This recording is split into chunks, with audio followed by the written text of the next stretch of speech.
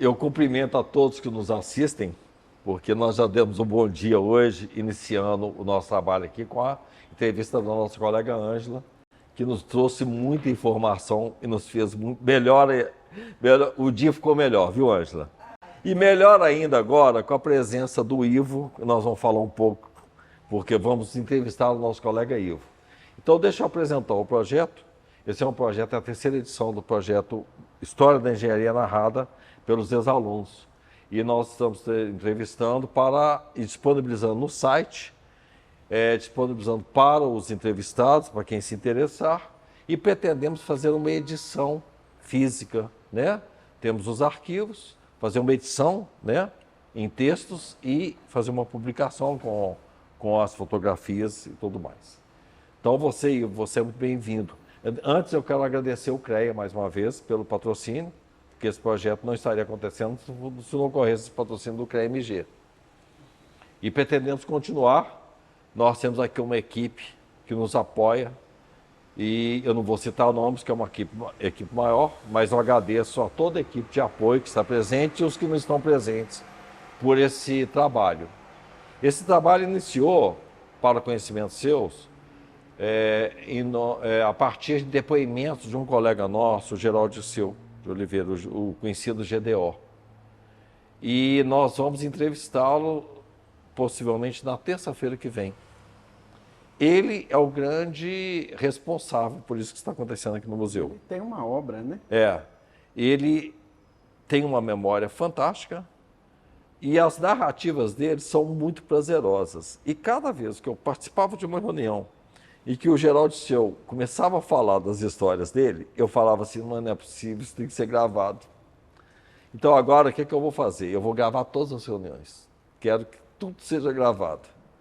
Porque realmente o nível de conhecimento e de história dele, da engenharia, é surpreendente. E a partir dessas falas do Geraldo Dirceu, que eu tive essa ideia de fazermos esse projeto da história da engenharia narrada pelos ex-alunos.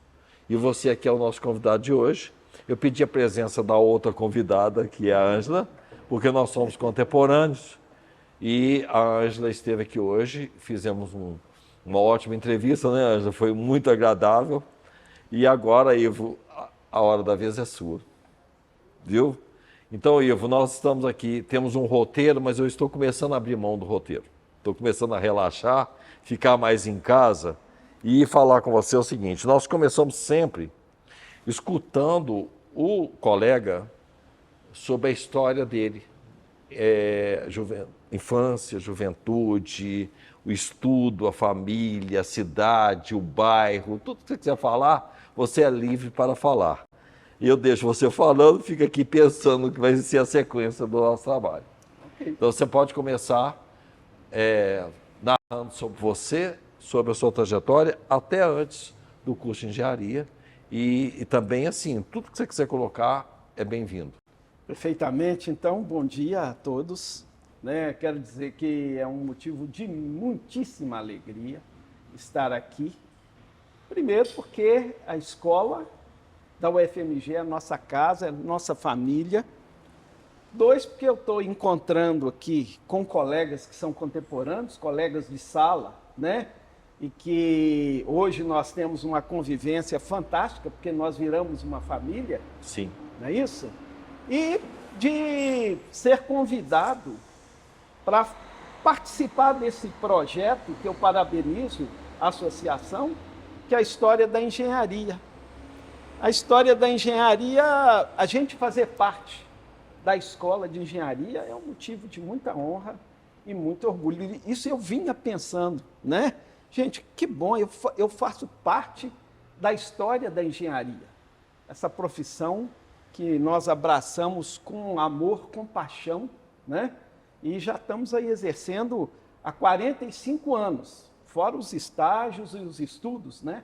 Só de profissão. E continuamos aí no trabalho e ainda sendo solicitados e com muito entusiasmo, né?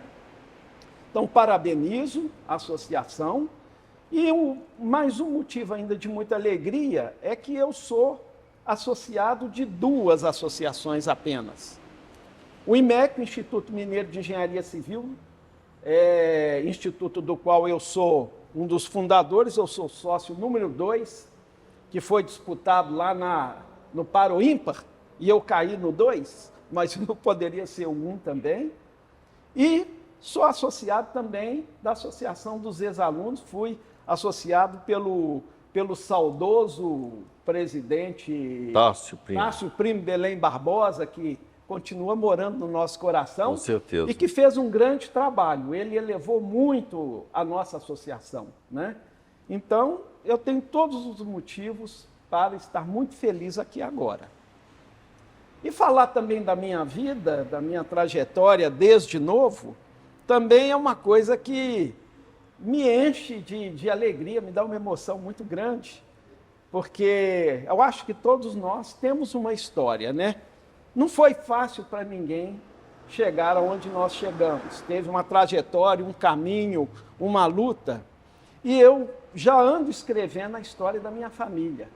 Então eu tenho essa trajetória muito bem escrita, né? E a minha família toda já está na expectativa da publicação do livro, da história da minha família.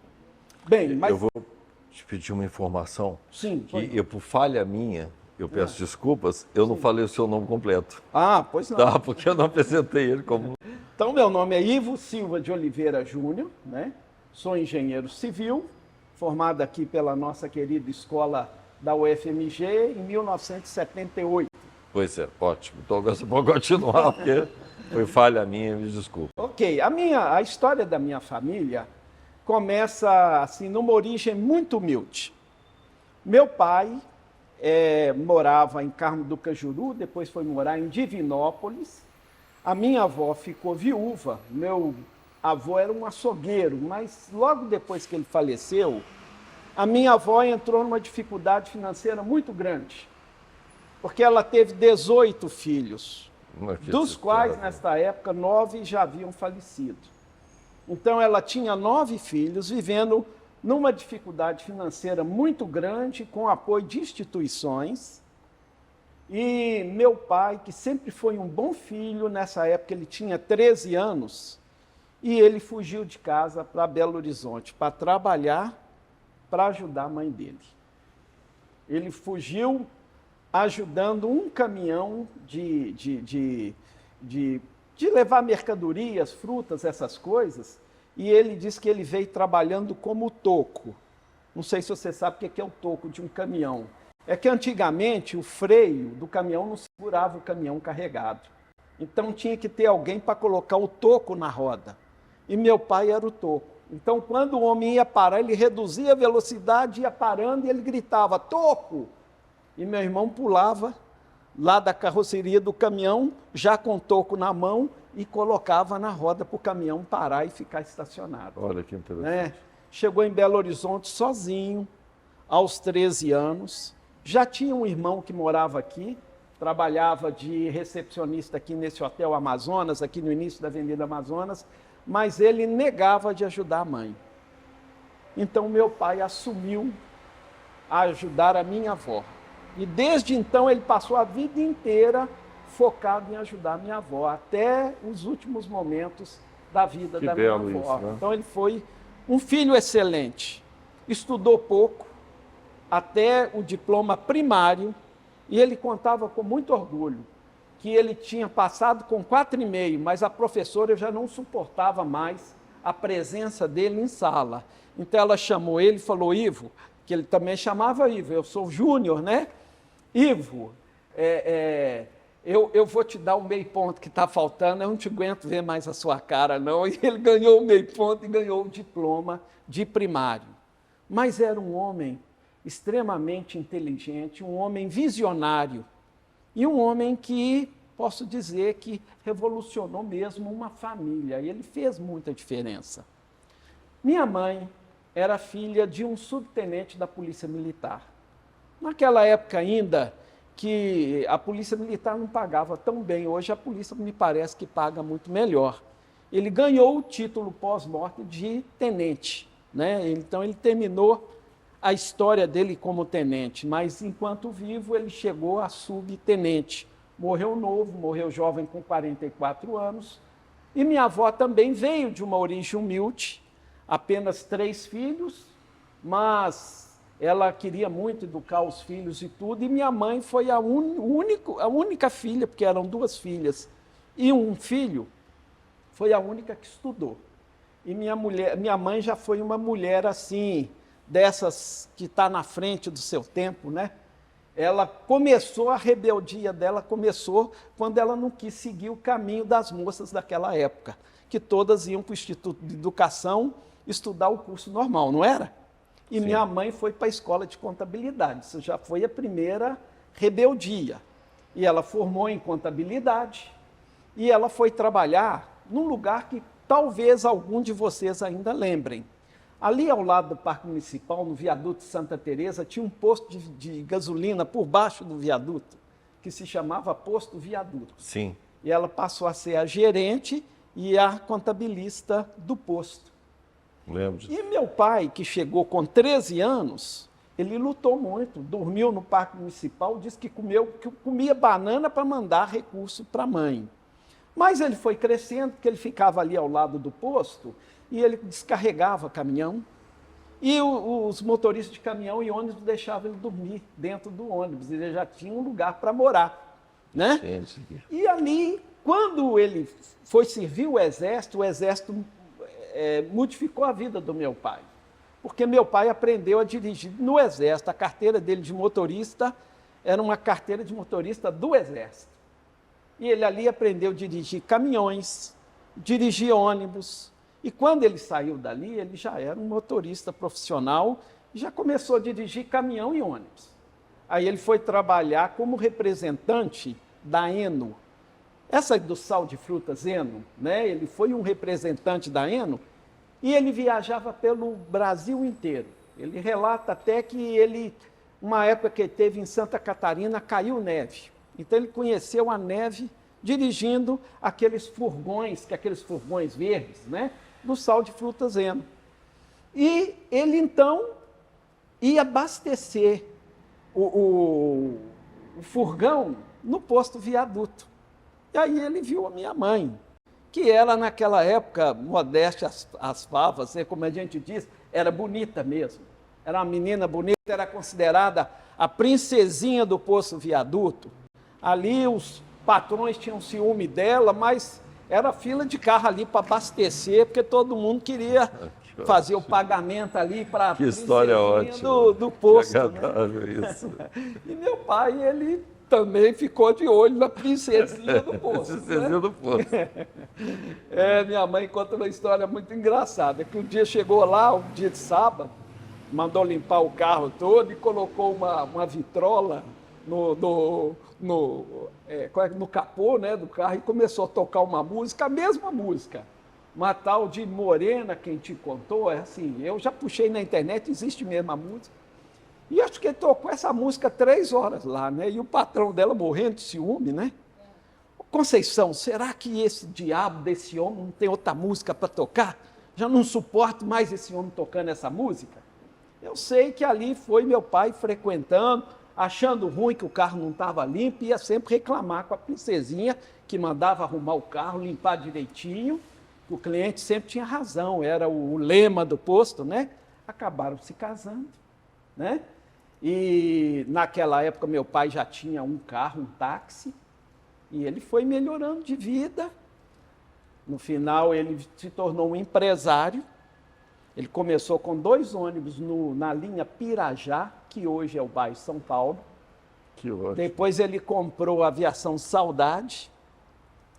Gente, e no final ele comprou a Aviação Carlos Prates, linha 2, que é onde você conhece. Linha 2, Bernardo? exatamente, Linha 2, com certeza. os motoristas usavam cap, andavam muito bem vestidos, a gravata tinha que ser bem apertada. Meu pai era muito rigoroso com essas coisas, né? E dali ele teve uma trajetória linda. E meu pai, com tão pouco estudo, ele era um visionário, ele queria que todos os filhos estudassem. Então ele teve com a minha mãe 6 filhos, né? Eu sou o segundo da família. E meu pai era aquele homem assim que ele tinha sonhos, ele queria impor os sonhos dele. Então ele já falou desde novo, você vai ser engenheiro o meu irmão mais velho, você vai ser médico. E cada um ele já falava o que ia ser e aquilo já ia introjetando dentro da gente. Eu já ia tratando de pegar uns pedaços de madeira, batendo o martelo, fazendo banquinho para sentar. Aquilo era engenharia naquele tempo, né? Porque eu era o engenheiro da família, né? E ele queria que os filhos também trocassem instrumentos, aí virou para o meu irmão mais velho, você toca piano.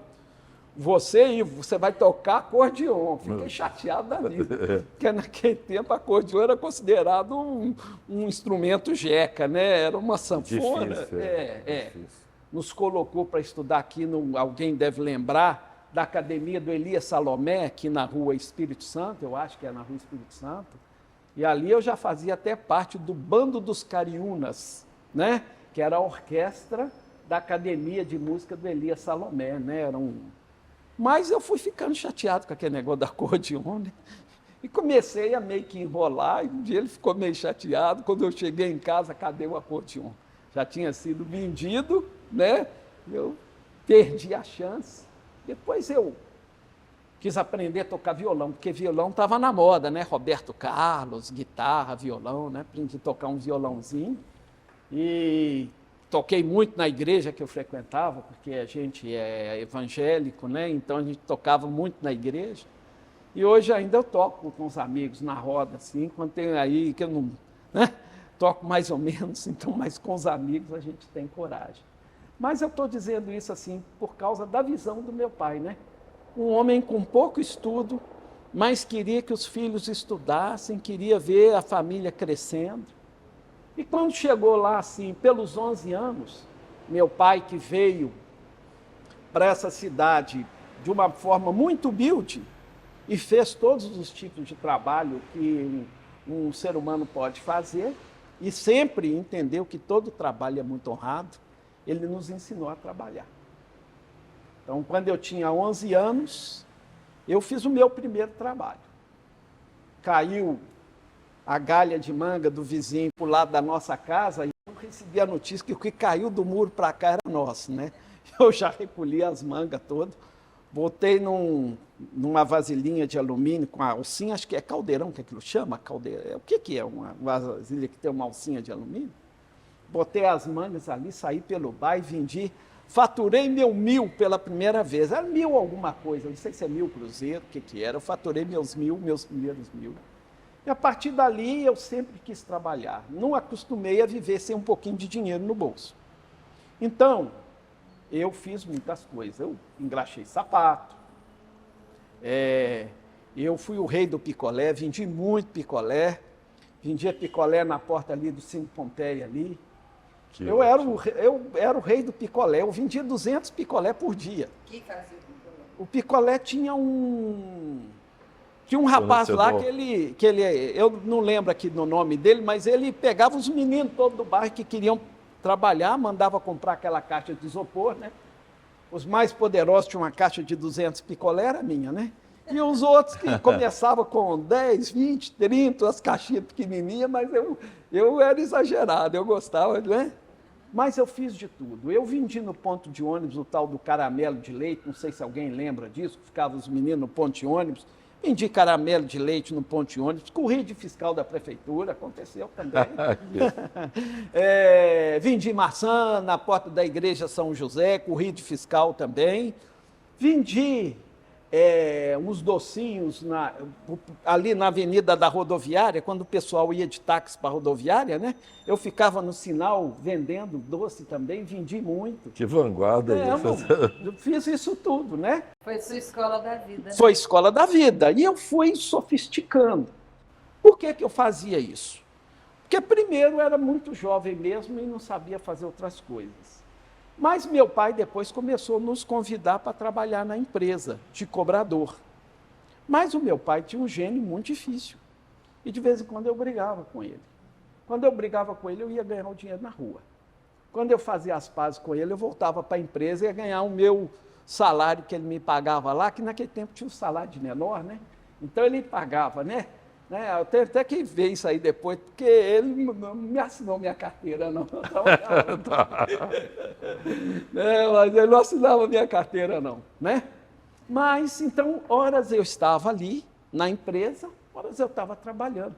Lembro de vezes eu ter encontrado meu pai de terno, ele gostava de andar de terno sempre, com os amigos dele do banco, porque tinha empresa de ônibus, gira muito dinheiro, né? Não é que o dinheiro era dele, mas entrava aquele dinheiro todo para pagar pneu, pagar motorista, pagar todo mundo, mas tinha que depositar no banco. Então ele era um cliente importante do banco, e às vezes ele estava andando lá com os gerentes, tudo engravatado, e encontrava com um menino vendendo picolé ali no parque municipal, e ele falava, é meu filho, quanto que é um picolé? E ele tirava o dinheiro do bolso e comprava o picolé e pagava picolé para todo mundo. Então era uma felicidade encontrar com meu pai na hora que eu estava trabalhando, que eu vendia bastante, né? Mas quando chegou lá pelos 14, 15 anos, minha mãe, como era uma mulher de vanguarda, também não deixava nada por menos, né? Então a relação deles era uma relação difícil. Então, quando eu tinha 14 anos, entre os 14 e 15 anos, minha mãe separou do meu pai. Então ele foi viver a vida dele, ela foi cuidar dos filhos, ele dividiu uns bens com ela, mas deixou 6 filhos para ela cuidar. Mas ele foi um pai fantástico, um pai presente, nunca abandonou a família e ele continuou naquela vontade que os filhos estudassem, queria ver os filhos estudando, né? Naquele tempo eu estudei num ginásio que não existe mais, ali na rua Miquelina, ginásio Joaquim Nabuco.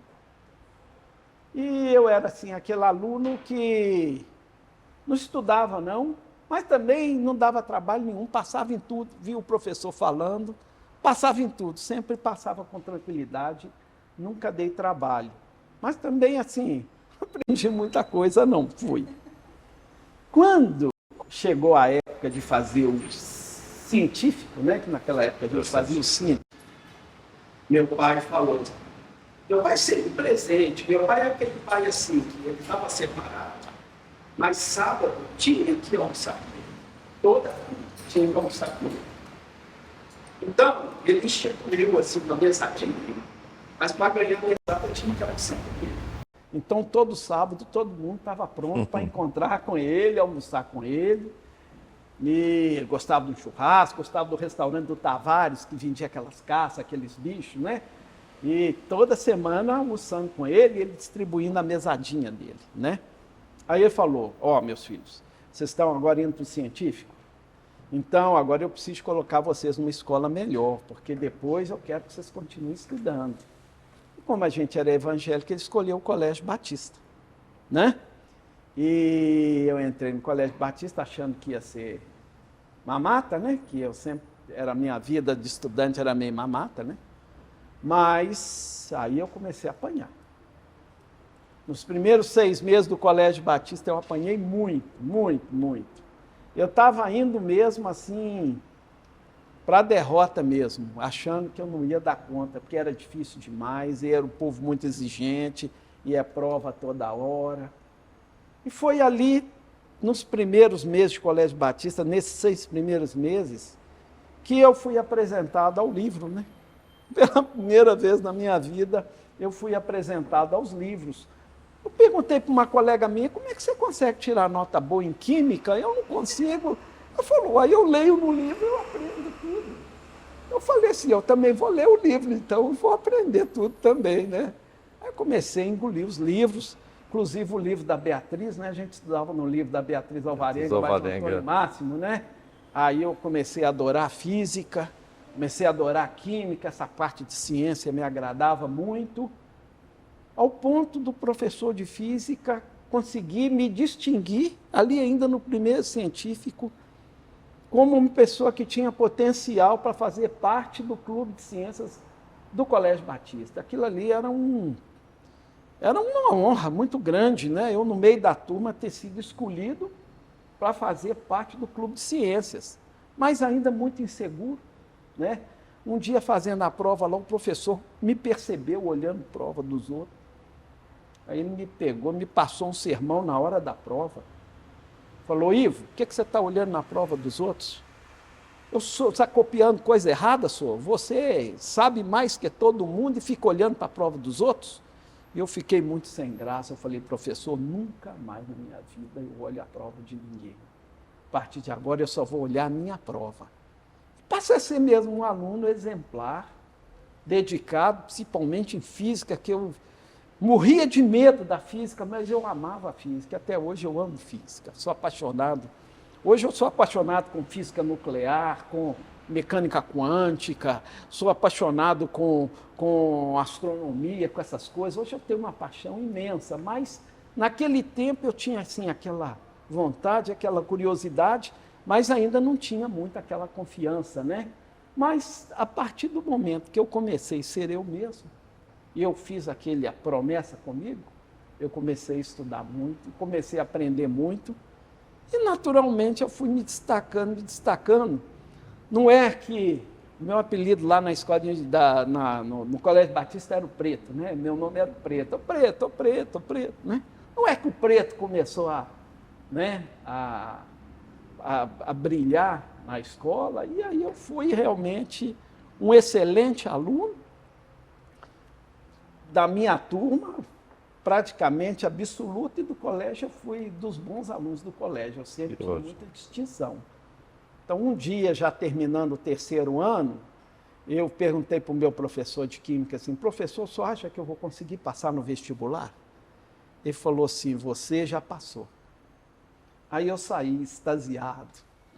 O Colégio Batista, o professor ali, passa essa segurança a rua. O aluno, né? Não quis nem tomar o ônibus, porque eu morava na Pompeia, né?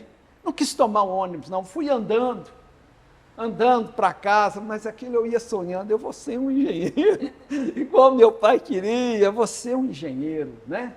E aí, Deus nos abençoou, fizemos ali o vestibular no Mineirão, como vocês fizeram também. Foi tranquilo, eu me senti tão à vontade que eu tirava até uns cochilos, deitava lá na bancada lá, dava um cochilinho, depois ia lá terminar as provas e graças a Deus deu tudo certo, né? E hoje nós chegamos, né, à engenharia, já há 45 anos.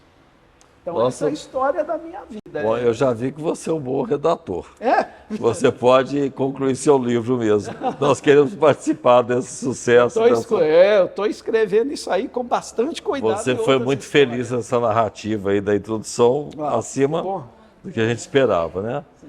E depois, quando você entrou aqui, Ivo,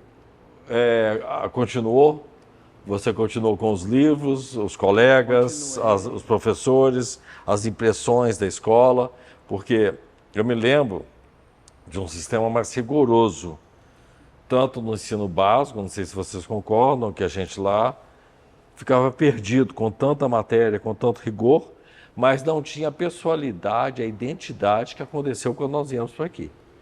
Porque eu não sei se vocês também lembram, básico, né? Os professores usavam terno, gravata, colete. E mudou totalmente o universo, né? Era muito conservador aqui, né? Isso. Então, eles tinham a referência do professor, uma referência que já impunha um grande respeito pelo terno, pela gravata e pelo colete. Era muito diferente isso do ciclo básico. Então, esse aqui mostrou um outro universo, que era de um outro agrupamento de pessoas com um propósito diferenciado e tinha uma estrutura física e um corpo docente que mostrou, até o corpo docente era uma familiaridade, né? Nós nos aproximamos muito quanto colegas e professores, é muito distinto. Não sei se isso ainda acontece, porque a Escola de Engenharia mudou-se daqui, foi para o campus da UFMG, e uma das coisas que eu cheguei a colocar é o seguinte, talvez perca a identidade Escola de Engenharia. E aí passa a ser uma unidade da UFMG. Então, isso ainda não sei bem, porque eu estive lá também, mas não sei como está acontecendo. O fato de nós sairmos de pouco mais de 23 mil metros quadrados aqui e passar para 60 e tantos metros quadrados de construção, separou mais ainda e, possivelmente, a condição física lá afastou um pouco. Mas aqui não, aqui nós estávamos muito próximos. Então, a sua impressão sobre... Essa é a minha impressão. E a sua? O que você sentiu quando você veio para aqui? Sim. Sobre a estrutura física e do corpo docente e os colegas aqui? Nós começamos o curso de engenharia no campus, né? Já era um ciclo básico feito lá no campus. E o campus tem essa ideia mesmo de universalização, né? Porque você vai ali trabalhar com todas as vertentes profissionais, porque é onde a universidade, o próprio nome diz, que é onde você mistura aquilo tudo, é um pouco de tudo, né? Mas nós sabemos assim que cada profissão, ela tem um jeito, ela tem uma cara. Cada profissão tem uma cara diferente. Então o engenheiro é de um jeito, o médico é de outro, o advogado é de outro, né? A gente pode notar isso pelo comportamento, pelo linguajar, pela roupa que usa, pela forma de se apresentar, né? Cada profissão é de um jeito. Sem dúvida que quando nós fomos transferidos no terceiro ano do campus aqui para a escola, o ambiente modificou completamente. Lembrando que a escola era aqui na área central onde nós Sim, estamos exatamente. agora, né? Nós estudamos aqui na contorno aqui com a Rua da Bahia, né? Então, nesse prédio aqui na frente, como é que ele chama? Álvaro da Silveira. Álvaro da Silveira. E ali o ambiente era completamente diferente. Mas, assim, aquela vontade de introjetar o engenheiro dentro da gente, eu aceitei aquilo muito bem, com muita facilidade. E ali os nossos professores nos deram o exemplo. Como que era ser um engenheiro.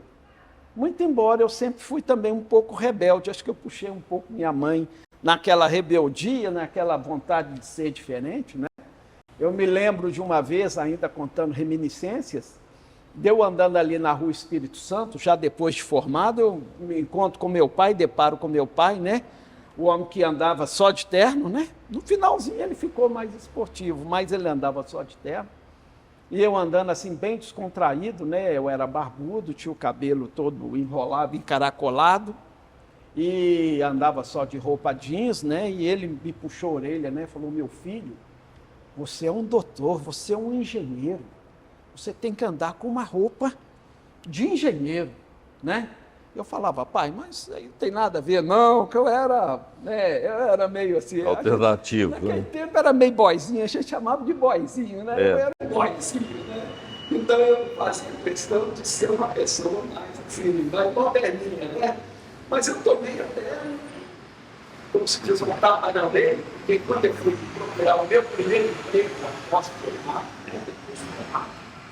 eu era estagiário de uma empresa chamada Nacional Engenharia, um engenheiro fantástico chamado João Lima Ferreira Lima, que já tinha formado aqui na escola. Inclusive o retrato dele está tudo aí, né? E ele me ensinou muito, desde segurar uma cadeira, né, que fazia uma medida. Quando eu entrei lá, eu aprendi as coisas, né? Mas formei, fui procurar uma empresa, né? E fui fazer 2 concursos. Fiz o concurso da rede ferroviária, que muitos colegas foram da rede ferroviária. Inclusive, nós tínhamos um colega lá que era da rede ferroviária, o pai dele já trabalhava lá. Muita gente foi para a rede. Mas no meio do concurso da rede, um colega meu, colega nosso, né, Francisco Sepp da Costa, que mora lá no Espírito Santo, já está até convidado para o nosso evento, né? Ele fazia comigo esse concurso na rede, e ele caladinho arrumou um concurso na Cesita. E ele achou que ele ia fazer uma entrevista só ele. Então ele não me contou nada, mas ele era igual irmão, mas ele já foi assim, com a consciência pesada de não ter me avisado. Quando chegou no concurso da Cesita, ele viu 35 pessoas no concurso. Ele falou: gente, eu não posso deixar o Ivo fora disso, porque se fosse só eu não ia querer o Ivo no meu caminho. Mas tem 35, ele me telefonou na hora e me convocou, né? Ivo, vem para cá agora, larga tudo que você está fazendo, porque eu estou fazendo um concurso, mas você não me falou nada. Não te falei que eu pensei que era só eu. Mas tem 35 aqui, você não pode perder isso aqui, não. Vem correndo, endereço tal. Eu corri para o concurso, cheguei lá, uma sala grande, 35 concorrentes, me inscrevi na hora, fiz o teste, que era inclusive um teste, quem estava fazendo era IBM. Resultado, o Chico não passou e eu tirei 2º lugar. Aí eu fui chamado. Cheguei lá me levaram lá na Cesita, me senti muito importante, poderoso, que eu peguei avião para ir lá na Baixada, né, como a gente dizia.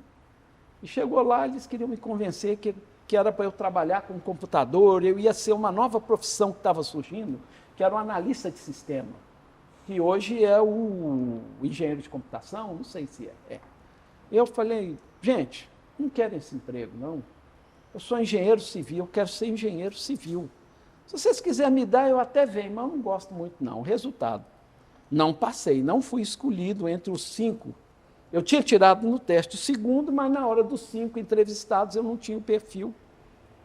Mas passou uma semana, o telefone tocou lá em casa. Alô, é da Cesita. Eu sei que é um engenheiro assim que quer ser engenheiro mesmo, não sei o que e tal. Você falou que você gosta de viajar, não sei. Eu falei, é eu mesmo. Então vem aqui hoje às 2 horas, você vai fazer uma entrevista. Eu pensei que já estava no papo também, né? Lá vai o Ivo, cabelo enrolado, barbudo, roupa de jeans, tênis, né? Na hora que eu chego lá, na hora da entrevista, que eu fiquei sabendo, tinha mais de 10 candidatos. Só homem bonito mesmo, terno, barba arrumado. feita, cabelinho com brilhantina. Eu falei, me E dei você de mal. barba, cabelão. Eu falei, meu pai estava certo, me dei mal, papai estava certo, né? Então eu tenho que me corrigir. Aí nós só fizemos as entrevistas, resultado. Eu fui contratado. E os homens de terno tudo perderam. E eu fui o contratado, né? E ali eu trabalhei na Cesita por 3 anos. Naquela época que eram os anos dourados do Brasil. Não anos dourados, não, eram os anos de milagre brasileiro. Né? Era um milagre brasileiro. Trabalhei 3 anos na Cesita, mas também fiquei frustrado, porque não era aquela engenharia civil que a gente tinha estudado na escola. Então eu queria, de fato, ser aquele engenheiro. Então, com 3 anos, quando começou o Brasil ter dificuldades, começaram a demitir lá e eu pedi demissão. Só um pouquinho, pode falar. É, que nós conversamos sobre isso, o mesmo período, né? Desse período que nós vivemos, exatamente. Ver uma decadência, A né? Uma engenharia, mudança, nos anos 80. as empresas recolhendo, né? Demitindo. Qual que foi a sua expectativa no curso de engenharia que você manteve aí querendo ser engenheiro? Que engenheiro que era esse? Atuando em que área? Olha, eu adorava muito, embora eu tivesse muito medo e eu sofri muito com aquelas matemáticas, né? Mas eu eu escolhi a modalidade de estruturas. Então eu sou um engenheiro calculista, né? E eu sempre, como eu disse, eu parei de me enganar e passei a estudar de verdade. Então eu tive muitas dificuldades, porque a escola de engenharia só tinha craque. Olha lá, eu saí do Colégio Batista, eu era o rei. Mas eu caí na escola de engenharia, aí eu caí no meio dos craques, né? Então, eu jamais fui dos brilhantes da escola de engenharia, né? Mas eu era um lutador, eu corria atrás, era muito sério, estudava muito. Então, assim, a minha escolha, aquilo que me chamou a atenção foi a estrutura. Tem um fato curioso aí que você vai falar no final da nossa conversa aqui, Sim. que eu sei que vai acontecer, mas veja só, eu só tinha craque. Então você chega em um outro ambiente, em outro universo, que você é um deles, talvez um dos craques, né? Então a questão da umidade, da percepção do outro, né? Do conhecimento do outro e das próprias limitações, em que às vezes muitos entenderiam como uma frustração, e quando na verdade a frustração ela é necessária. Você não pode ter tudo muito fácil, né? Você tem que ter alguma frustração para você se reposicionar. Isso. Então eu achei curioso você colocar, porque eu sei que nós vamos esbarrar nessa questão lá no final da nossa conversa. Lembrando que a nossa turma, o nosso vestibular, o campeão do vestibular do nosso ano foi o engenheiro Reinaldo Castriota. Eu lembro disso.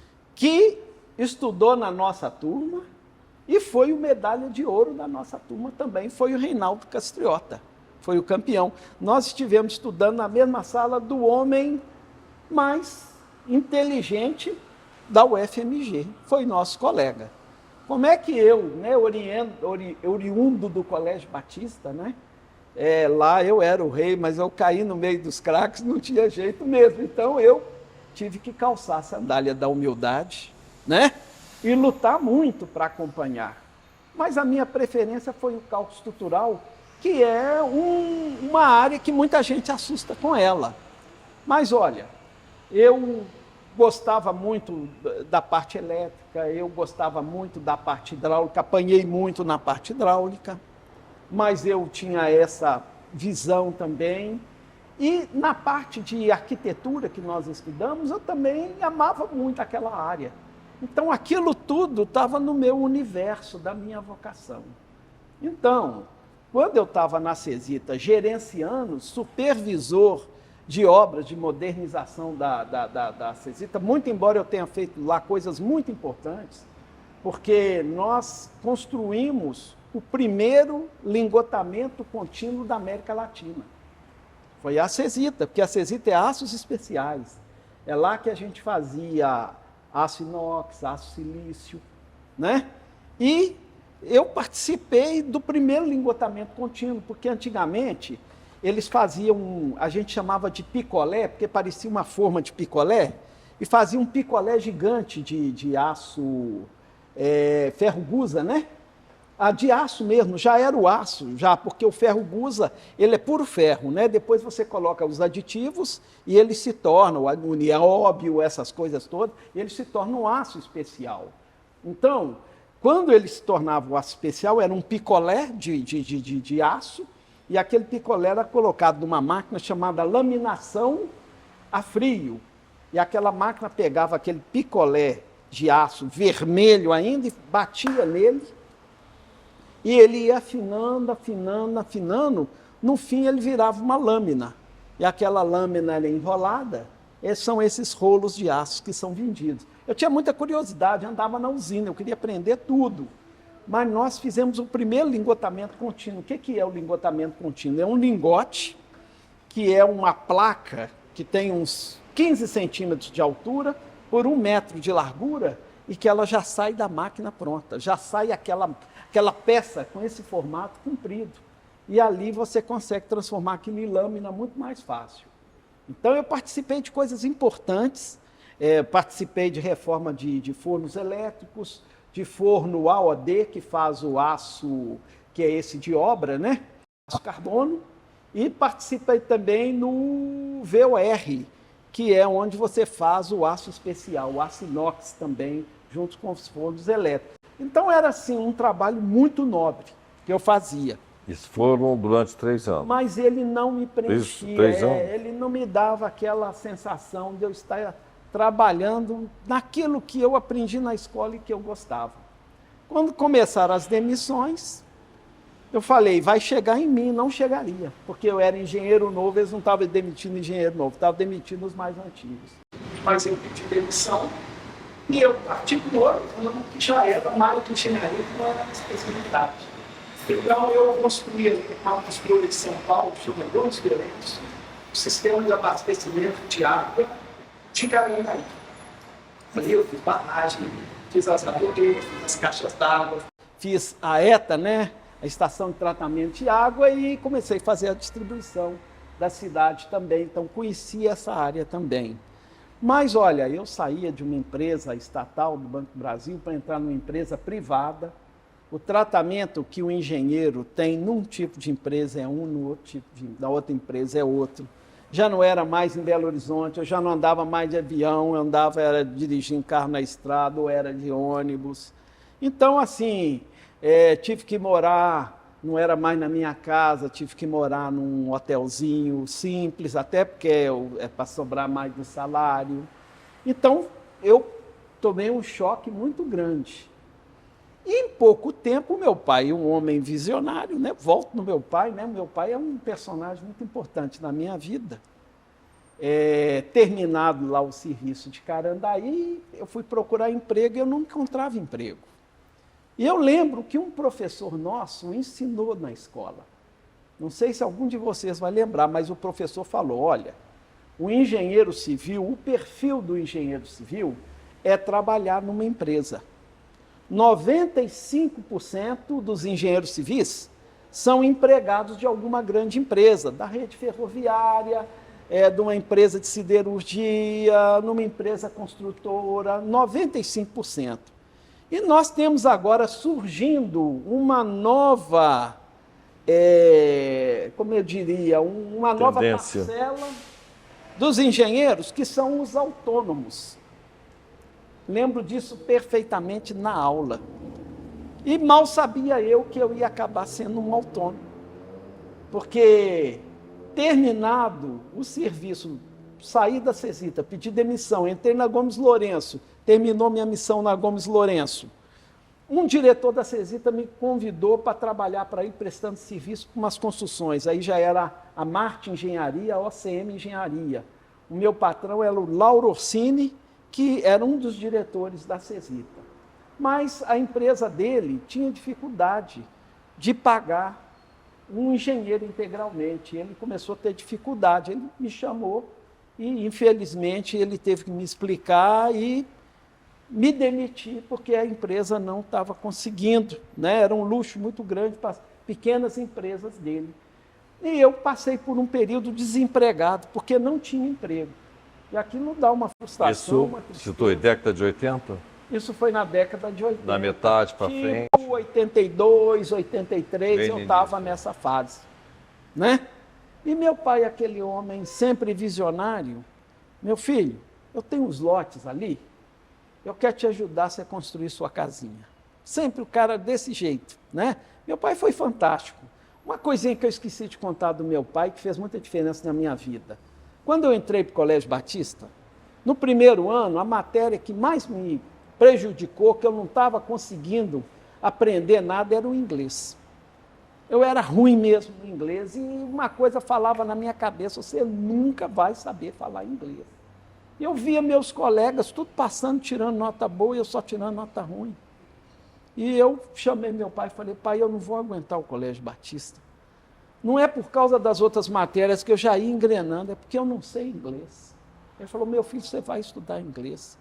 Naquela hora, meu pai pegou os filhos todos e colocou todo mundo no Iquibeu, ali na Rua da Bahia. Eu fiz lá também. Você sabe, com 3 meses no curso, o curso básico, mas ele tinha básico rápido, né?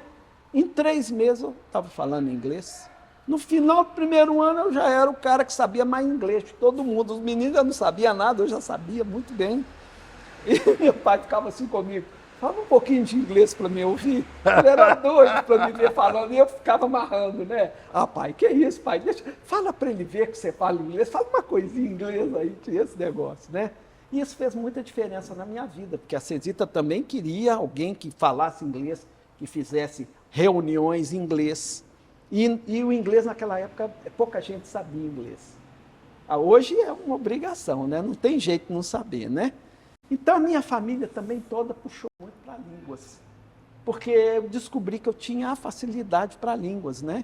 Eu comecei a gostar de línguas também, mas isso já é outro assunto, já mais recente, né? Mais coisa recente. Em 82, seu pai chamou? Em 82, quando meu pai me deu essa oportunidade de me dar uns lotezinhos que ele tinha comprado, um terreno grande que era da Rádio Minas. Meu pai comprou a Rádio Minas, ele foi empresário, dono da Rádio Minas.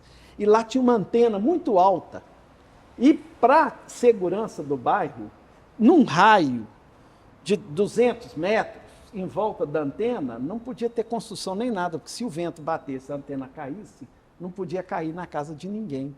Então ele acabou comprando a rádio e aquele terrenão. Daquele terreno ele achou que a rádio não era tão bom negócio, ele fechou a Rádio Minas e loteou. E aí ele quis me oferecer 2 lotes, porque eu tinha comprado um lote na Pampulha e já ia começar a minha construção na Pampulha. Ele falou: não, eu tenho que puxar ele aqui para os meus lotezinhos, porque meu pai também foi pioneiro no chamado condomínio fechado. Belo Horizonte existem 6 condomínios fechados. Um deles é o condomínio fechado do meu pai, que nós já fizemos depois que eu era engenheiro. Então, chama Vivenda das Oliveiras, que é ali na região do São João Batista. Mas em Belo Horizonte, condomínio fechado é proibido. Só tem 6.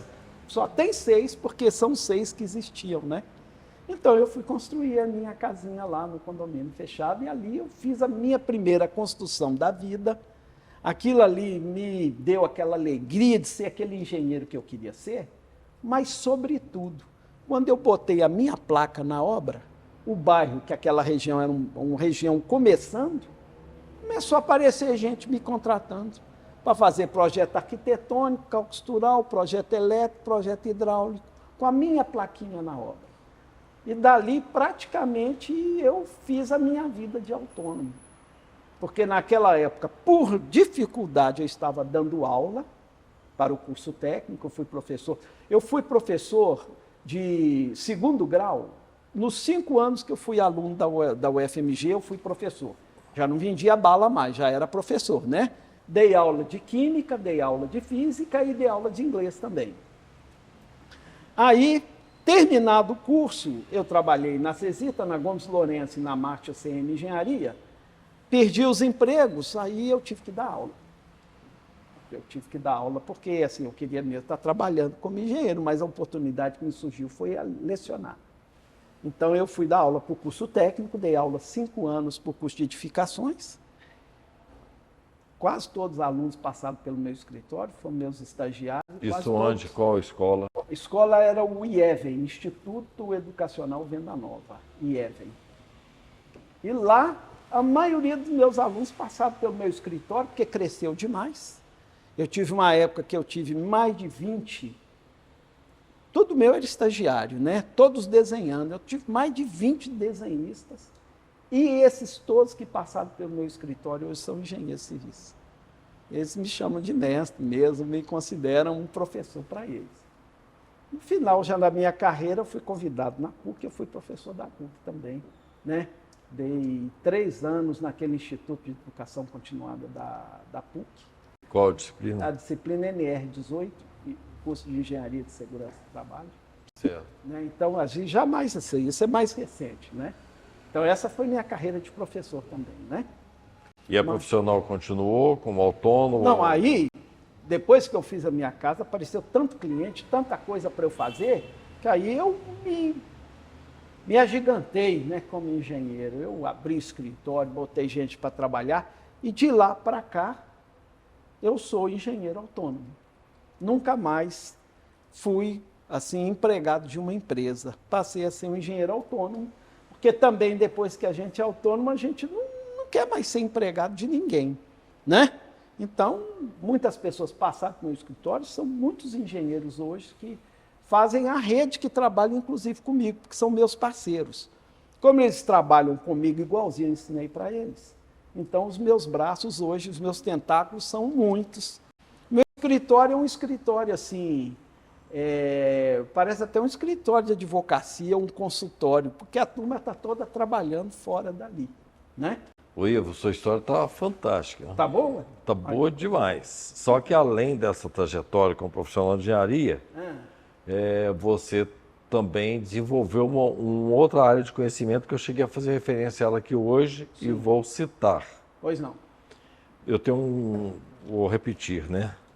Eu tenho um grande amigo que era professor aqui na escola de engenharia junto comigo. Sim. Então, nos cafés, entre um intervalo e outro, eu não ia para o meu departamento, não. Eu ia para o departamento dele, que era o ETG, no 6º andar. Certo. E o departamento de produção que eu trabalhei nele era no AG, do outro lado, no 7º andar. Lado. Então, eu ficava por ali, que eu tinha que dar aula ali, então, ali eu ficava com ele e ficava conversando com ele, com todo o departamento, que eles até me adotaram como membro do departamento deles, eles brincavam comigo sobre isso. Então, ele estava fazendo psicanálise. Psicanálise. Aí ele foi para a psicanálise e o psicanalista falou assim, nossa, é bom demais trabalhar com engenheiro.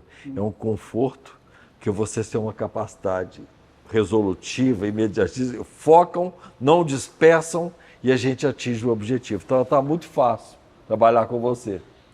Então fale um pouco sobre isso, porque eu sei que você verteu para a área. O que então, é que te levou? Para mim explicar psicanálise, eu tenho que explicar também algumas coisas que aconteceram na minha vida, né? Eu não quero que você explique a psicanálise, não. Eu quero que você a psicanálise fale na sua área, como que você entrou nela. Como que eu cheguei na psicanálise e que eu me tornei na psicanálise, né? Mas eu quero explicar desde do início do processo. Eu casei em 86. Tive 2 filhos, graças a Deus, maravilhosos. Vou falar deles um pouquinho também. O meu filho, ele é médico, lá em Goiânia, ele é neurologista. Eu assisti, viu? Toda a entrevista dele. Ah, sim. 1 hora e ele me até fez muito bem. participa de podcast e tudo, me né? fez muito bem Foi escutá-lo. Foi, coisa implementei boa. todas Ele as... é um cara brilhante. Manda para mim, tá? Você tem? Um detalhe dele interessante é que ele estudou 4 anos de engenharia civil. E ele era destaque na escola.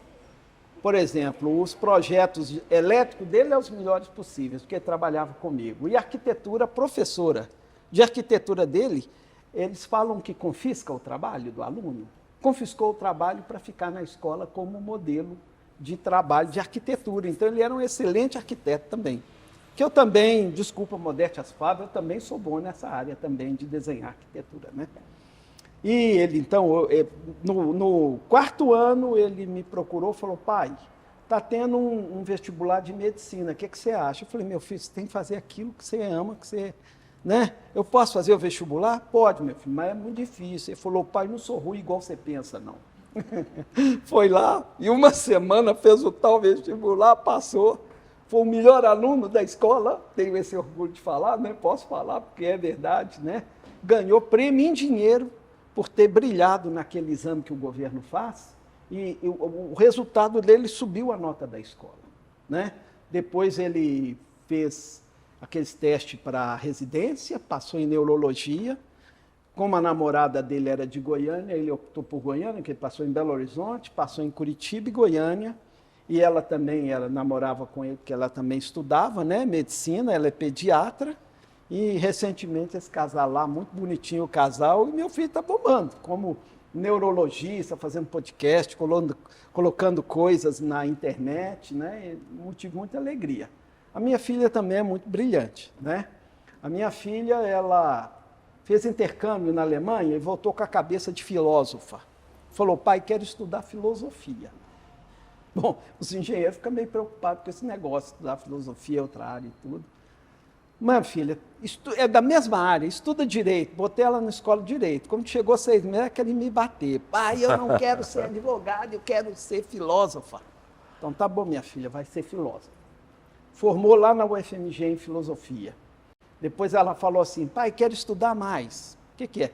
Agora eu quero relações internacionais. Eu falei, minha filha, você não quer estudar medicina igual seu irmão, quer ser veterinário? Não, pai, eu quero ser relações internacionais. Então vai. Aí foi para a PUC, formou em relações internacionais. Depois, pai, quero ser mestre em relações internacionais. Aí estudou, mestre em relações internacionais pela PUC. Eu assisti a palestra dela final, o trabalho final, e eu fiquei muito encantado. Achei que ela ficou muito forte mesmo. Mas resultado, no final ela quer trabalhar com relações internacionais, mas quer trabalhar com refugiados. Então, como ela morou na Alemanha e ela dominou muito bem o alemão, eu falei que a minha família é muito de línguas, né? Ela domina muitas línguas. Então, o alemão é a língua número 1 dela, né? Então, ela ela dá aula na cultura alemã, também posso dizer que se não for a melhor das melhores professores de alemão dessa cidade. E trabalha na cultura alemã como professora, mas ela fez um convênio com escolas da Alemanha, que são outorgadas pelo governo federal da Alemanha, para assistir e ensinar alemão para os refugiados. Esse pessoal que chega da Ucrânia, que chega de várias partes da África, que chega da Síria, ela é professora desse pessoal e ela assiste esse pessoal. Então, foi o caminho que ela encaixou, também assim, fico muito encantado com o trabalho dela. Ela trabalha virtualmente, mas eu tento falar com ela, nunca consigo, ela sempre está ocupada, né? Às vezes chega o recado, pai, só vou estar livre entre 5h30 e 6 horas, aí eu tenho que, né? Aí eu estou falando isso para contar sobre a psicanálise. É que em 1999, eu me separei. Meu casamento foi por água abaixo, né?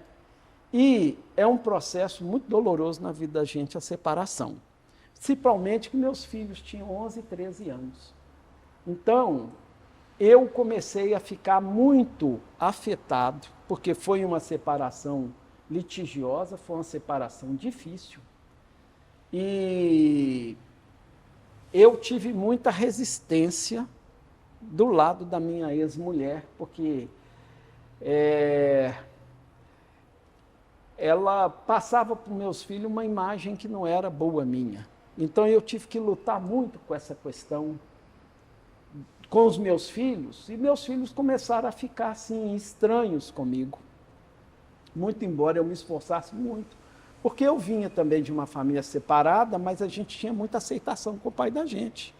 E almoçava toda semana, eu comentei isso com vocês, né? Então, naquele trajeto, eu comecei a me sentir afetado. Então, eu comecei a ficar triste, eu comecei a não ter aquele entusiasmo mais com o trabalho, porque eu estava com um problema dentro de mim. Isso eu estava na faixa dos 40 e poucos anos. Então, assim, os meus clientes também começaram a perceber que eu estava com um jeito diferente de trabalhar, não era mais aquela pessoa com aquele entusiasmo, com aquela coisa. E eu comecei a ficar preocupado comigo mesmo, porque quando eu escutava a campainha do meu escritório tocando, já me arrepiava todo. Eu queria o trabalho, mas eu não queria estar conversando com ninguém nem nada. Eu tinha um cliente que eu tinha muita amizade com ele, que era um psiquiatra. Ele até já faleceu, mas foi muito meu amigo. Então, um dia eu cheguei na obra e era mais ou menos hora de almoço, e eu falei, doutor, eu preciso de conversar com você. Preciso de falar com você umas coisas da minha vida. E ele pegou e falou assim, pois não, doutor. Ele falava assim, doutor.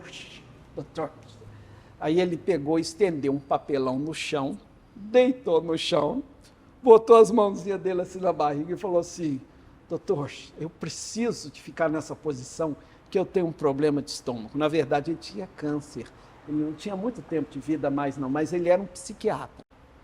E ele falou, doutor, senta na lata de tinta. Aí eu sentei na lata de tinta e ele começou a conversar comigo, deitado no papelão. E eu falei com ele assim, doutor, eu tô enlouquecendo, eu estou ficando louco, eu preciso tomar remédio, eu preciso de internar, o que é que está acontecendo comigo? Aí ele riu e falou assim, eu vou te explicar tudo, né? Você não está ficando louco, pode ficar tranquilo, é que você está com um rachadinho bem fininho, como é que esses engenheiros chamam mesmo? Eu falei, bem pequenininho, é uma fissura. Você está com uma fissurinha, né? Você não vai tomar remédio, não. Você vai procurar uma boa psicóloga, vai conversar e vai resolver seu problema. E naquela altura, eu estava com filho rebelde, filho muito tímido, nós passamos por um momento assim, muito embora meu filho trabalhasse comigo no escritório, aquele menino calado, não queria conversar com ninguém. Às vezes eu conversava com ele, ele ficava nervoso. E nós fomos ficando assim num processo de contaminação, todo mundo meio assim. Aí eu chamei meu filho e falei, meu filho, saiu uma pesquisa na revista Veja sobre timidez. E eu convidei meu filho para fazer a pesquisa.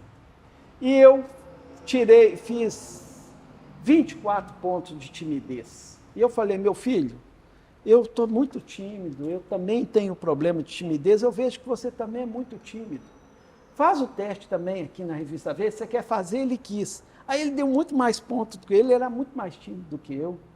Eu falei, meu filho, até porque o Marcos Túlio de Mello, nessa época, eu já estava no sistema Confea-CREA, o presidente era o Marcos Túlio de Mello, e ele viu em mim algumas reações assim diferentes. E o Marcos Túlio de Mello falou comigo, ô Ivo, fazer terapia não é nada negativo.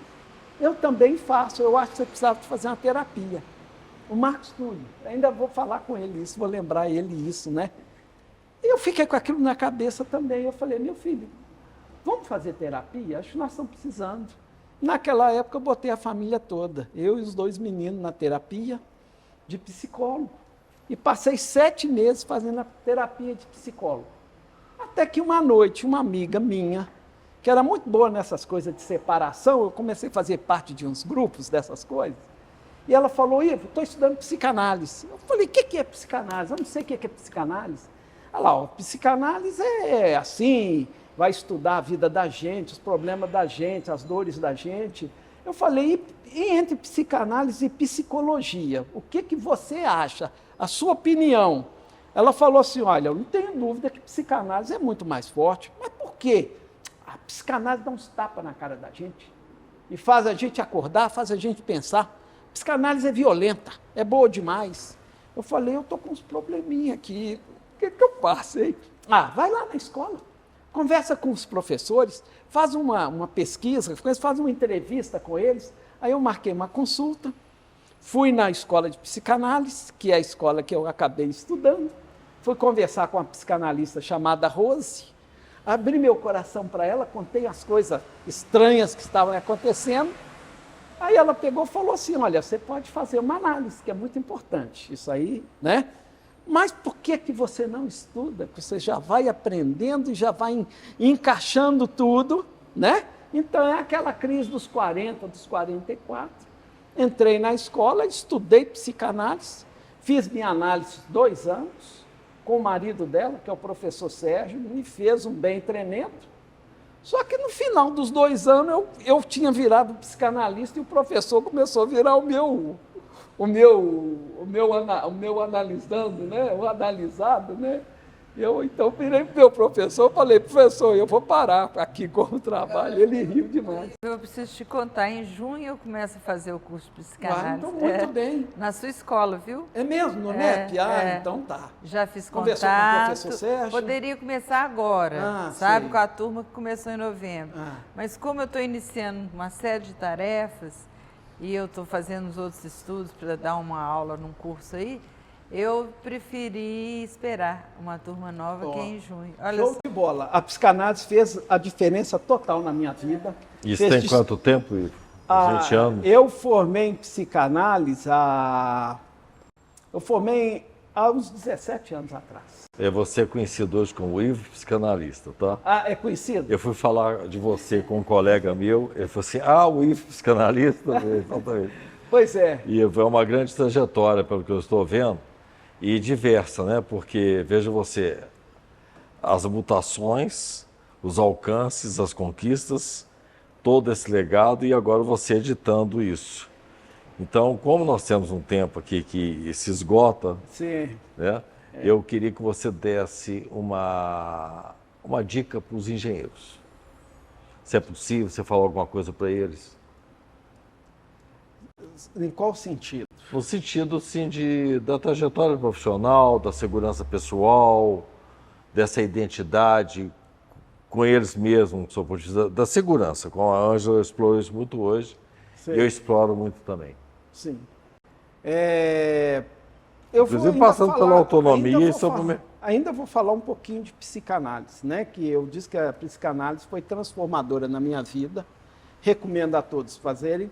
Porque a gente fala que o engenheiro é um profissional cartesiano, você já deve ter ouvido falar isso, né? O engenheiro, ele olha muito as coisas assim, ele é muito exato, é só aquilo. E a psicanálise, ela abre os horizontes da gente, porque atrás de um engenheiro existe um ser humano. Parafraseando aí uma frase que o Freud falou, né? Que eles nos cobram como se a gente fosse de ferro, eles nos tratam como se a gente fosse de ferro. Mas nós somos feitos de carne e osso, né? E o engenheiro, ele tem uma formação, ele tem um perfil que ele é muito rígido. Todo engenheiro é muito rígido, né? E a psicanálise, ela trouxe para mim essa... Nós que falamos muito em estrutura, né, nós temos uma estrutura que ela é engastada, né? A estrutura engastada é aquela que você não consegue mexer. E nós temos a estrutura com articulação também, não é assim? Então eu digo assim, que o engenheiro ele é muito estrutura engastada, mas ele, quando entra na psicanálise, ele passa a ser uma estrutura articulada.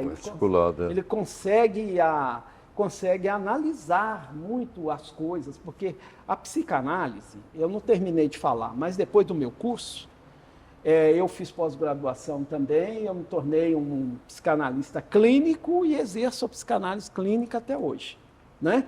Então, todo mundo, quando chega na fase dos 40, essas pessoas que são novinhas aí, que ainda vão chegar lá, né? Vou dar um olhar assim, né? Vão ver que quando a pessoa chega na faixa dos 40, existe um momento que a pessoa para pensar e ela questiona nessa fase. Eu digo assim que as pessoas elas têm 4 fases na vida, 20, 40, 60 e 80 anos. Os 60 anos também é uma fase de muito pensamento. Vocês já devem saber disso, já devem ter parado para pensar. Mas nos 40 anos, que o engenheiro está ali no pico da profissão, né? Ele entra numa fase de questionamentos também. Eu passei pela minha e eu não sou o único que passou. Então, a psicanálise ela vem nesse momento acolher as pessoas e nelas não precisam de criar uma nova profissão, mas o próprio trabalho da análise faz muito bem para as pessoas e ela renova muito as pessoas, né? Falando sobre a profissão, não sei se eu vou acertar sobre a sua pergunta, se eu vou certo na sua pergunta, mas nós, como engenheiros, e no país que nós vivemos, que é um país muito instável, né? Eu digo assim que a profissão do engenheiro, pelo menos no meu caso, que é um engenheiro autônomo, é uma profissão assim, senoidal. Você tem momentos que você tem coisa demais para você fazer, que você tem serviço demais para você fazer, e tem épocas que o serviço acaba demais. E é um momento, principalmente nos engenheiros mais novos, que dá uma angústia muito grande no engenheiro, né?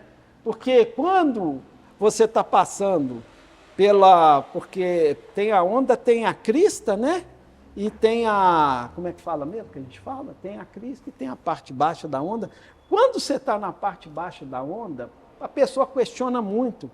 E às vezes ela não consegue superar aquele período que passa. Então, assim, eu vivi os 45 anos nesse processo senoidal. Tinha momentos que eu tinha filas de serviço para eu fazer e tinha momentos que eu tinha quase nada para eu fazer, né? E eu tive que acostumar com esse tipo de movimento e também, como a profissão de engenharia é uma profissão que eu considero que ela é uma profissão muito feliz para o profissional, porque ela é bem remunerada. Eu acho que a profissão de engenharia, muito embora hoje existe muita questão sobre isso, mas na parte dos escritórios que são autônomos, nós somos muito bem remunerados, né? E com essa remuneração, a pessoa tem que também ir fazendo a vida dela, administrando bem o que ela ganha, porque nas horas que passar por algum momento instável, difícil, que não tem emprego ou que não tem o serviço dentro do escritório, ela já tem algum recurso, alguma coisa que vem suprir naquele momento. Eu quero dizer que nesses 45 anos que eu estou passando na engenharia, espero passar muito mais anos, porque engenheiros não se aposentam, né? Não adianta, porque se eu pensar em me aposentar, dali está tocando o telefone, alguém está me procurando, um quer que eu faça um muro de arrimo, outro quer que eu faça um dreno, outro quer que eu faça cálculos numa casa, e assim não para. Eu tive até uma experiência muito interessante recentemente, que eu fui contratado para ser engenheiro responsável técnico de uma mansão que está fazendo ali em Nova Lima, num daqueles condomínios. E quando eu fui visitar a obra, me deparei na administração da obra uma engenheira. E o dono da empresa, que também é engenheiro, falou, ela é uma engenheira que eu encontrei trabalhando num depósito de material de construção. Eu convidei ela para vir na obra, para ela evoluir e tudo. Eu vi que é uma menina muito boa e muito dedicada. E na hora que eu voltei, eu vim convencendo ele o tempo todo que ele deveria dar para ela uma oportunidade, porque ela tinha potencial e tudo, e que eu mesmo garantiria toda dúvida, toda dificuldade que ela tivesse, eu resolveria com a visita na obra, um telefone tocando, eu tenho prazer em ajudar, mas ele preferiu me contratar. Um engenheiro com 45 anos de profissão, né? Já com poucos cabelos brancos, né? Porque eu tenho poucos, né? Não é só cabelo branco, são poucos, né? Mas ele preferiu contratar pela trajetória e experiência, né? Eu até brinquei com ele na última visita à obra, que eu vi a menina tão bem na obra que eu falei com ele assim, fulano, eu vou perder esse emprego depressa, essa menina é boa demais de serviço, entendeu? Você tem que dar uma oportunidade para ela. Então eu acho assim, que ninguém que formou nessa nobre profissão, principalmente essa nossa, me perdoe aí as outras modalidades, mas a nossa engenharia civil é uma paixão, né? É maravilhosa, né? Então eu acho assim que nós somos privilegiados por termos tido essa oportunidade de formar numa profissão tão nobre, tão bonita, né? A gente anda, tudo tem engenharia civil. Qualquer coisa que você vai, qualquer lugar que você anda, você está vendo os prédios, é engenharia civil, você está vendo as ruas bonitas, bem pavimentadas, é engenharia civil. Você está numa estrada, numa ponte, num túnel, tudo é engenharia civil. Né? Vai lançar um foguete para o espaço, a base dele, quem faz é um engenheiro civil. Se não tiver base, o foguete, em vez de subir, ele desce. Né? Tem que ter aquela resistência. Profissão de bases. Né? Você deu um recado muito bem dado. E eu me lembro também do corpo docente, dos professores, passando essa imagem da autonomia. Né? Os engenheiros do passado eles eram muito autônomos, muito autossuficientes. Então, se tinha essa sazonalidade que nós discutimos, eles tinham reservas, gorduras. Né? E hoje em dia eu percebo que não existe esse estado de consciência da importância dessas gorduras. Quando você começa a ter recursos, ao invés de guardar esses recursos, começa um consumismo desencabido, e aí quando ocorre uma baixa nessa demanda de serviço, você tem que ter reservas. Isso. E não tem. Ivo, o nosso tempo está quase fechado. A última questão que eu te peço aqui é para o país. Eu sempre exploro muito isso. Eu ainda acho que o Brasil não tem consciência do que é engenharia, a sociedade, os políticos. O que você passaria para os nossos políticos, para a sociedade, a respeito da importância da engenharia na questão da qualidade de vida, da soberania nacional, da dignidade e tudo mais? Olha, nós sabemos que um país que cresce, se não tiver engenharia, ele não cresce. Qualquer país que está em crescimento, a engenharia tem que estar no pico, tem que estar bem a engenharia. Sem engenharia não tem crescimento. Eu vou dar para vocês uma experiência que eu tive na minha vida, e eu entendi isso. Quando foi lá pelo ano 2004, já conselheiro do CREA, aconteceu lá na China, em Xangai, o Congresso Mundial de Engenharia, de todas as engenharias. Depois, em 2008, nós tivemos aqui em Brasília o Congresso Mundial também, né? E depois eu não tive mais notícia. Mas ali, naquela época, no CREA, foram disponibilizadas 2 vagas para conselheiros. Nós éramos 92 conselheiros. E ali o pessoal começou a trabalhar, todo mundo que poderia ir, porque muitos não puderam, porque eram professores, tinham compromisso de dar aula, outros eram da empresa e tudo, mas eu, como autônomo, eu era uma pessoa livre, né? E ocupava aquele cargo de coordenador da Câmara Especializada de Engenharia Civil. Eu me candidatei e eu fui um dos que que receberam essa vaga de participar na missão na China. Foi eu, na época, e a agrimensor Tusa, que foram os 2 profissionais conselheiros, né?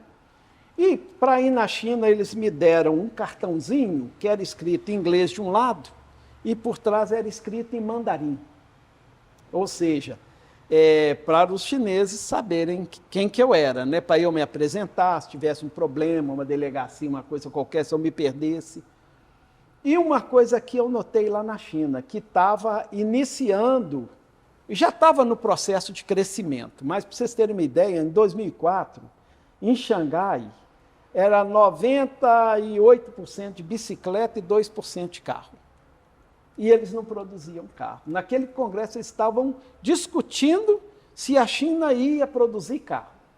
Hoje, a China é a maior frota do mundo e é a maior indústria de carro do mundo.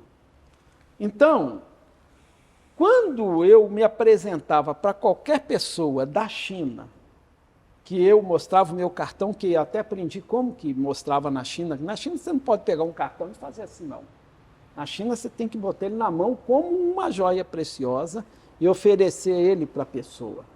E quando a pessoa pegava o cartão e lia que eu era um engenheiro, a pessoa se transformava. Você via a feição da pessoa se transformando porque estava diante de um engenheiro. Sabe? Na China, engenheiro é a profissão mais importante que existe. E em outros países também que estão em crescimento. Por quê? Índia, por exemplo, China. Por quê? Porque um país que está crescendo, ele precisa de contar com a engenharia. Sem engenharia não tem crescimento. Então eu digo para vocês, nós temos um grande agronegócio, nossos colegas da agronomia, nós temos escolas fantásticas, produzindo engenheiros fantásticos também no Brasil. Não vou falar de fazer uma crítica geral, mas eu digo que o Brasil produz engenheiros fantásticos. Nós estávamos conversando aqui antes dessa entrevista, que foi aqui nessa escola de engenharia onde o nióbio foi descoberto. Aqui, o nióbio de Araxá. Então, essa é uma coisa importante que a gente precisava de falar, né? Então, veja a importância das nossas Minas Gerais, veja a importância da engenharia. Agora, precisamos de ter um país que dê o suporte para os engenheiros. E é isso que eu faço uma crítica, e eu faço uma crítica triste. Vocês me perdoem se vocês pensarem diferente, mas nós sofremos nas mãos dos governos que nós tivemos, infelizmente, porque são governos, são políticas que muitas vezes não querem que o país cresça. E quando essas políticas são implantadas, a engenharia sofre diretamente. Então eu vou dizer para vocês, neste momento, que o Brasil hoje produz mais engenheiros do que tem mercado, do que tem demanda para engenheiro. Então, muitos engenheiros vão formar e vão sobrar, como está acontecendo na Índia e como acontece na própria China. Porque eu tive agora num congresso em novembro na Califórnia, que é o Congresso Americano de Engenharia Civil, daquela associação que chama ASCE. E na premiação daquela associação, que é uma das maiores associações de engenharia dos Estados Unidos, eu só vi estrangeiros sendo premiado. Filipino, indiano, não tinha americano sendo premiado. Ou seja, esses países produzem muitos engenheiros, mas produzem talvez os piores, mas produzem os melhores engenheiros do mundo também. E nós também no Brasil estamos neste processo mais ou menos. Produzimos grandes profissionais, né? Diferente um pouco do que era a engenharia nacional no passado, porque ela era expoente, né? Exatamente. E hoje ela é banalizada. Um país que cresce, sem engenharia ele não cresce, mas os nossos governos não são muito parceiros. Haja vista que você vê aí na história recente do país os problemas com engenharia que houveram. Né? Como eles tratam os engenheiros. O processo ético é totalmente furado, porque eu tenho uma lei que ela olha o preço, não olha a qualidade. Isso. A própria lei criada no país, que é 8666, que tem que ser modificada. 8666. Né? Então, nós estamos perdendo, porque não existe uma referência e um respeito à engenharia no país. Isso. Então, a partir do momento que eu não tenho entendimento do que é, eu não contrato. Então, hoje temos decisões quando houve uma exigência de planos diretores nos municípios, tinham advogados fazendo planos diretores de municípios, os municípios pagando. Então, assim, vamos pagar o advogado, que é mais barato que o engenheiro. Gente, o nosso tempo passou do limite, mais do que eu esperado, porque foi tudo muito agradável, as nossas entrevistas de hoje. Eu quero agradecer a sua presença, agradecer a da Ângela, em nome de todos os associados, Agradecer ao CREA mais uma vez pela oportunidade de estar fazendo esse trabalho, que me motiva muito. Eu estou gostando muito de fazer esse trabalho, porque eu tenho escutado histórias e mais histórias. E o objetivo tem sido alcançado. Interessante, antes de concluir, porque você não estava aqui antes, mas de formas diferentes nós passamos pela mesma época, com as mesmas dificuldades e agarrando todas as boas oportunidades que a engenharia nos deu, até a forma de trabalhar, como uma consultora autônoma, né? Agora, quando a gente vê esse problema que tem dessa divergência política, né, no país, eu convido todos os engenheiros a tomarem mais consciência da posição deles, sabe? Ter mais cuidado com a forma que estão encarando o mercado de trabalho, não só os engenheiros, como todos os jovens profissionais, né?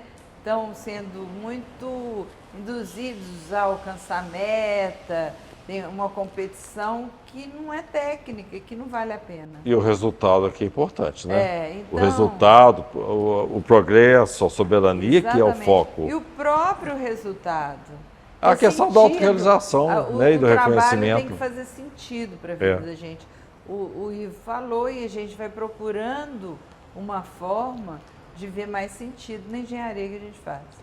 Gente, eu estou muito feliz. Você me permitiria umas últimas palavras? Com certeza. Então tá, só para encerrar, né?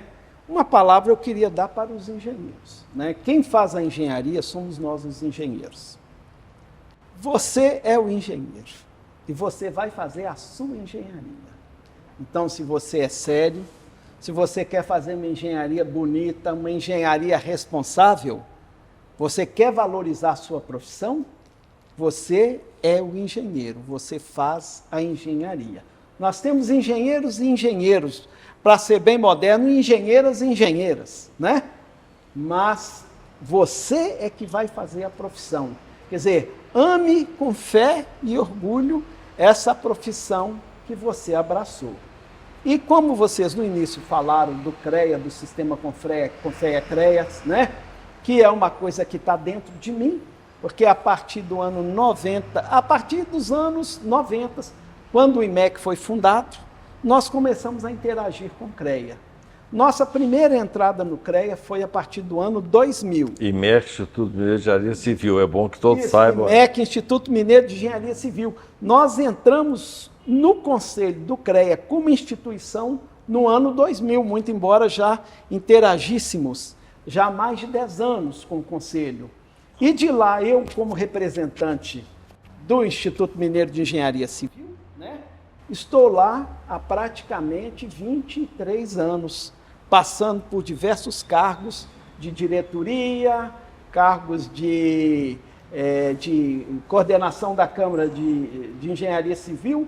Aliás, eu ganhei um troféu por ser o coordenador que em mais tempo atuou na Câmara Especializada de Engenharia Civil. Parece conta de mentiroso, mas foram 7 mandatos na Câmara. Até hoje ninguém chegou aos 7 mandatos. É mesmo. Depois eu tive como vice-presidente do CREA 2 anos, tive como presidente também durante 6 meses, né? E, por fim, agora eu tive a oportunidade de participar como conselheiro federal por 3 anos. Meu mandato terminou agora em 31 de dezembro, né? Eu brincava com o pessoal que eu ia virar abóbora dia 31 de dezembro à meia-noite. Mas, olha, eu sou muito grato ao nosso sistema, acho que a engenharia do Brasil está de parabéns, né? E o nosso sistema está aí nos apoiando, valorizando a engenharia e tanto essa entidade, nossa entidade, dos ex-alunos, como os programas dessa entidade estão sendo muito valorizados pelo CREA, né? Então, aqui o nosso agradecimento também. Muito obrigado. Sistema, e a todos vocês pela oportunidade. Pelas palavras, agradecemos também. Até mais, obrigado.